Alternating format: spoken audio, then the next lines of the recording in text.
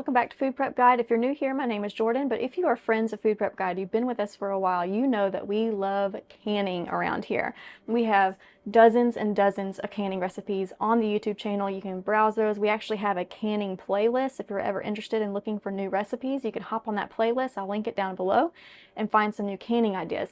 But today I kind of wanted to curate my top 7 all-time favorite canning recipes that we go to time and time again. These are recipes that are going to stretch our meals, they're going to serve as our side dishes, and they're going to serve as replacements to common grocery store bought items so that we don't have to buy those from the grocery store.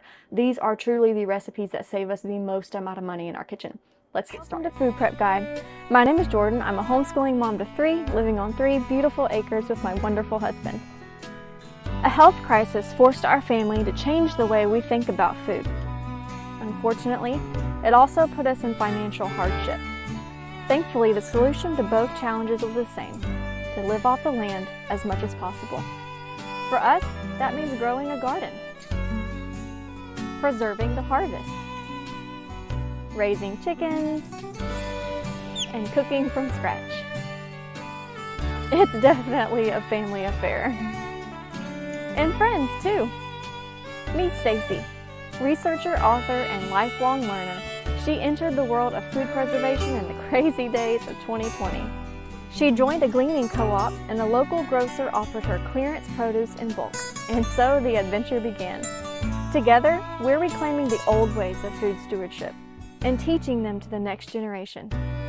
If there's one thing you should know about us, it's that we love Jesus and seek to steward his blessings wisely.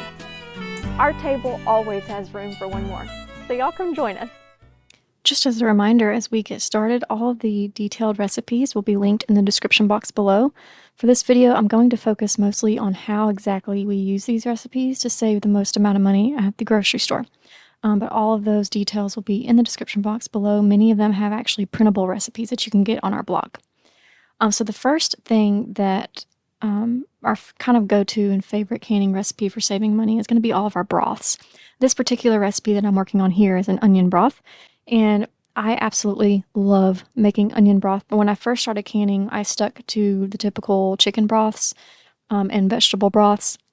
But when we started growing our own onions in larger quantities, I tasted onion broth, and it is by far our favorite broth for being multi-purpose. It can go in any recipe and make it taste absolutely delicious. As early as 2 years ago, I was still buying all of our broths at the store, and we only grocery shop once monthly. And the broth that we were buying was around $2.50, and that was not the organic kind. All of these, the broth that we're creating here at home, is organic onions. It's free-range chicken, so really I should be comparing the price to that at the store. But when I was buying it at the store, we weren't buying that high quality, and it was $2.50 per carton. And we went through about 5 cartons per month. So do the math on that, and we're saving a good bit of money by making all of our own broths. You just saw me put turmeric powder in here, and that is, not only does it add a beautiful orange color to your broth, but it adds a little bit of flavor, but some anti-inflammatory type of benefits to your broths as well. But I can tell you that it might be a vanity thing, but it makes things really beautiful sitting on your shelves, and I find a lot of joy just in being able to kind of have that beauty in my pantry. I cook all of our broths in my big countertop roaster oven. I find that that is the easiest to kind of set and forget. And I can do like a very large volume in there as well. For any of your broths, even if it's a meat-based broth like chicken or beef, as long as it doesn't have chunks of meat in it, as long as it is a true broth, all of the canning process is going to be the same. So you're going to fill them all to 1-inch headspace, and they're going to pressure can for 25 minutes for quarts and 20 minutes for pints. If you live above 1,000 feet elevation, you may need to add some time to that, so be sure to reference a chart online. My go-to resource is National Center for Home Food Preservation. As far as using these to save money, when we think about broths, I think about soups and stews, but we actually use this mostly for flavoring rice. We like to cook our dried beans. We like to can our dried beans in broth instead of water. And just as we are cooking all sorts of casseroles or marinating vegetables and all sorts of things, we use broths instead of marinades or waters a lot of times.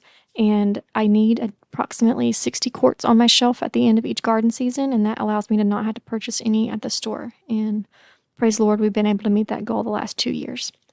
So now recipe number 2 is going to be salsa. I have been experimenting with salsa recipes for years and have not had an all-time favorite typical salsa until this year, and I brought that video to y'all recently this past summer. This is the best mild salsa I have ever made, and I highly recommend it. We do have that printable recipe for you on the blog. I'll link it in the description box below. But we do like a Taco Tuesday every single week. We don't necessarily eat tacos, but anything in that Tex-Mex type category. And almost all of the filling that I do for whatever I'm making includes 1 pint of salsa. So if we do that every week, I need 52 pints of salsa to get me through the year, and that is the target that I have set for myself each year.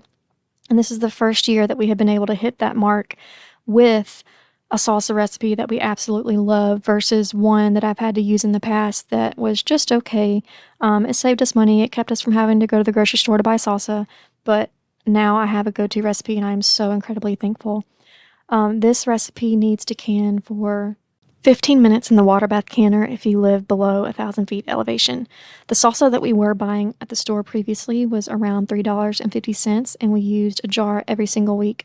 So you multiply $3.50 by 52 weeks, and that is significant savings throughout the year. Another way we like to use it besides Tex-Mex night is just a snack on. One of our family's favorite snacks is chips, salsa, black beans, and avocado. So it saves us a good bit of chunk of money there. For this next recipe is our pizza sauce. So in addition to like a Tex-Mex night, every other week we do a pizza night. Not every week, but every other week.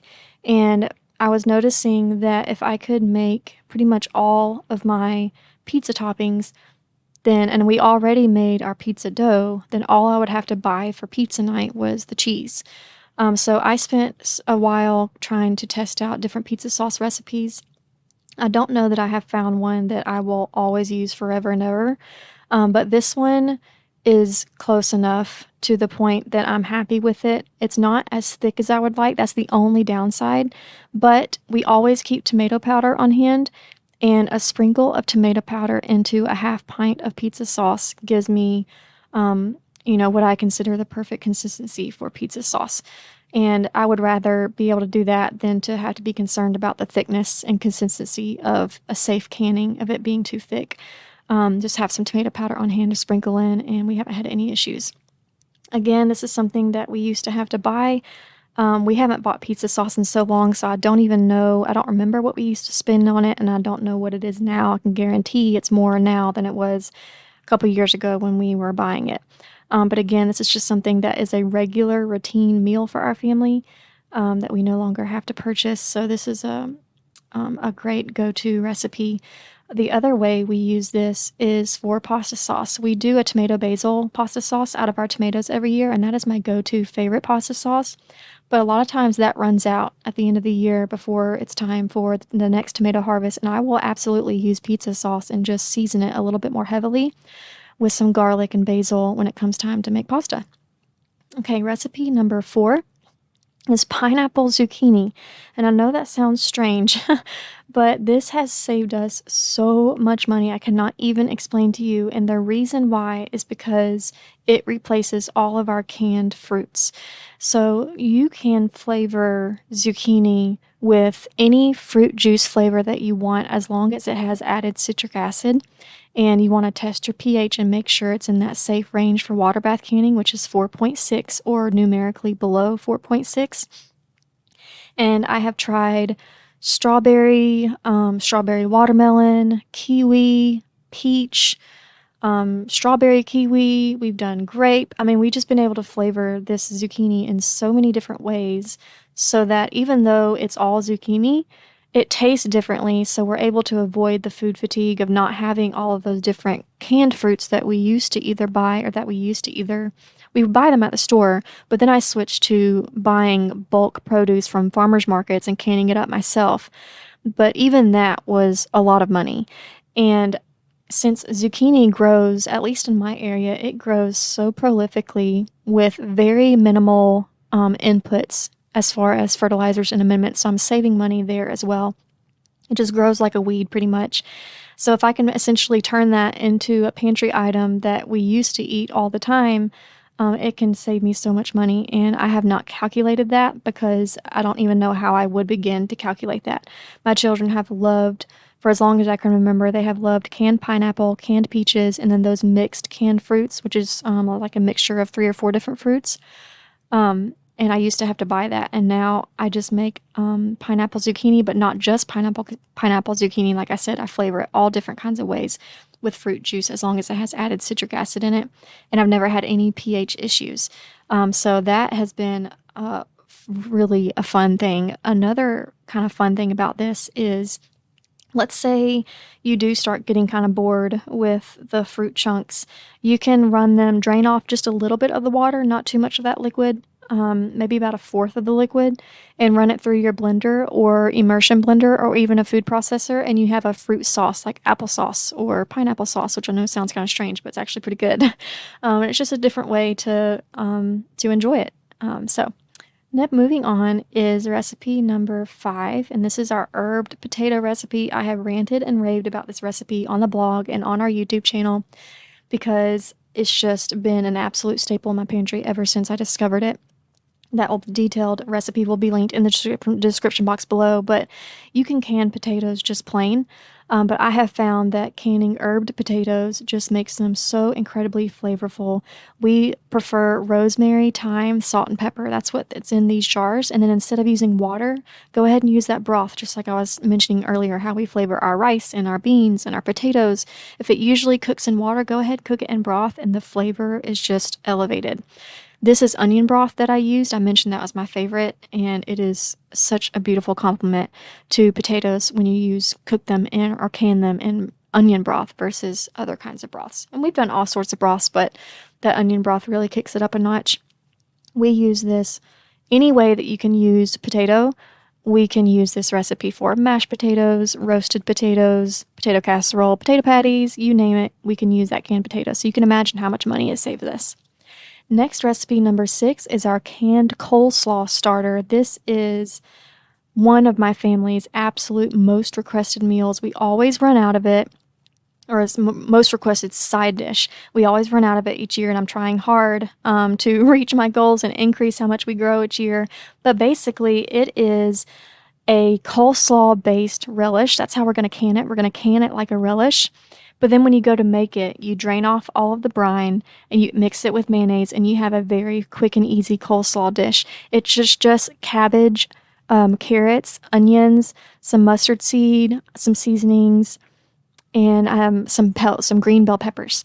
And all of that mixed together, we're essentially creating a relish, and we can it for relish time. So ever how long you would typically can a pickle-based sweet relish, you can do your canned coleslaw like this, but we have the recipe online, and it has the exact canning steps and canning times for you there. But we fill them up to 1-inch headspace, give them a good debubble, wipe the rims, clean lids, clean rings, and into the canner that they go. We use this for barbecue night when we're doing pulled pork sandwiches, but we just use this as a side dish for all sorts of nights. It is so fantastic to be able to grow or preserve your side dishes. It can save a lot of money if you can just focus on putting up side dishes. That has been a game changer for my family. Last but not least, recipe number 7 is strawberry jam. And I'm showing strawberry jam, but this is going to encompass any of our jams and jellies. This is something that before I got into gardening and preserving, jam and jelly was simply simply a biscuit topping, or simply a toast topping for me. It's just a spread. I kind of never really went outside the box as far as that goes.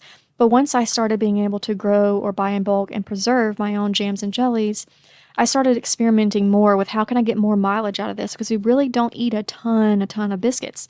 And so I started experimenting with flavoring my children's oatmeal, which they eat almost every weekday.